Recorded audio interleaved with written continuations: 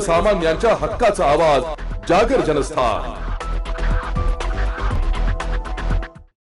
Nashik road railway station परिसरात बेकायदेशीर एक पिस्तूल आणि एक जिवंत कारतूस बाळगून फिरणाऱ्या एका युवकास क्राईम ब्रांच युनिट 2च्या पथकानं दिनांक 25 मार्च रोजी दुपारी 2 वाजता अटक केली आहे। या प्रकरणी संशयित युवकावर नाशिक रोड पोलीस ठाण्यामध्ये दुपारी 4:30 वाजता गुन्हा दाखल करण्यात आलाय। पोलिसांनी सायंकाळी 6 वाजता दिलेल्या अधिक माहितीनुसार प्रथमेश नेल्सन कसबे वय वर्ष 25 राहणार आकाशवीर गॅस एजन्सी समोर पवारवाडी सुभाष रोड असं पिस्तूल बाळगणाऱ्या संशयित आरोपीचं नाव आहे। क्राईम ब्रांच युनिट 2च्या शाखेने पोलीस अंमलदार विशाल कुवर आणि रामदास वाजे यांना मिळालेल्या गोपनीय माहितीनुसार संशयित युवक हा नाशिक रोड रेल्वे स्थानक परिसरात फिरत असल्याची माहिती मिळाली।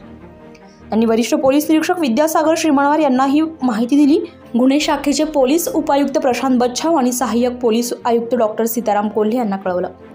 क्राईम ब्रांच युनिट 2च्या पथकानं नाशिक रोड रेल्वे स्थानक परिसरात सापळा रचला। संशयित प्रथमेश कसबे हा रेल्वे स्थानक परिसरामध्ये आला असता त्याला पथकाने सापळा रचून ताब्यात घेतलं।